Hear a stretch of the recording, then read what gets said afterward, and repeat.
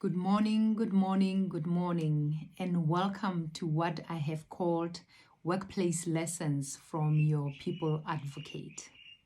This will be a series of short videos that I have done to share the lessons that I have learned in my career in order to help people become successful in the workplace. A little bit about myself. My name is Helen Lebone, but you can call me Miss H for short. I have about 20 years working experience in human resources, having worked for different multinational companies and in different industries. In these short videos, I will be covering a different topic every week. The topic for today's video is personal branding in the workplace.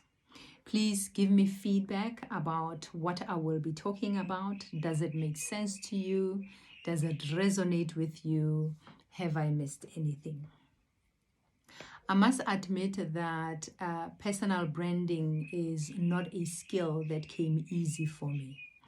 As I was coming up in my career, I used to look down on personal branding habits in general.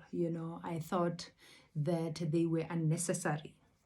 I used to watch my colleagues at work, talking about their work achievements and successes in public forums as, a form of self-promotion or being boastful. And for some reason, I used to think that that is distasteful. Part of it was my upbringing, where I was raised to be humble and not to promote myself. I believed that if I do a good job, my work is the one that will speak for me. But of course, I grew up and now I know better. As we know, there are different types of brands in the world. There are company brands, there are product brands, there are services brands, and of course, personal brands. And our focus today will be on personal brands or personal branding. To start off with, there is a difference between a personal brand, which is more of a passive term, versus personal branding, which is more of an active term. Personal branding is the system behind building your personal brand, right? Without this system, your personal brand becomes ad hoc, or what I would call a bit of a hit and a miss, right? So why is personal branding important? Your personal brand tells people who you are and what value you bring to the world or to the company that you work for.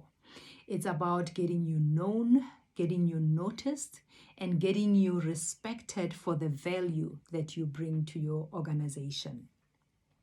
Things like winning an award or, getting exposure for a successful initiative that you drove are good for your personal brand. For me, personal branding is what you want to be known for, right? Therefore, you keep working at it over time. You never, kind of stop working on your personal brand. Without a personal brand, you can really become a bit of an unknown entity, perhaps a worthless commodity, if I can put it that way. And no one really wants to become, an unknown entity or a worthless commodity. And in this day and age where we live in, with social media, with digitization, you really need to have a strong personal brand. So how do you build your personal brand?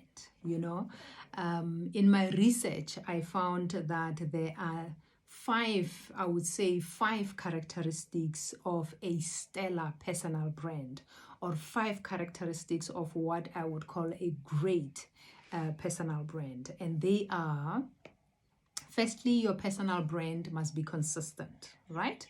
Your personal brand, your actions should always be consistent with your brand image, right? Then you will be known for something that you always do, whether it be being creative, being strategic, being reliable, or being, a great networker, right? And when you are consistent, it shows people that you are reliable, and that in itself establishes credibility. And it's super important for a good personal brand. Consistency, however, should not mean that your personal brand is static. It should, by all means, evolve over time and continue to grow. The second characteristic that I found is that your personal brand should be unique, right? Uniqueness is key, right? Because your brand needs to set you apart from other people, right? But you don't have to force it. It should be, you should not try to become something that you're not. Instead, you should look for those natural qualities that are unique to you. What are your passions? What are you particularly good at?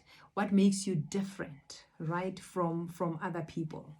And most importantly, look for qualities that you do not see in others. Thirdly, your personal brand should be personal, right?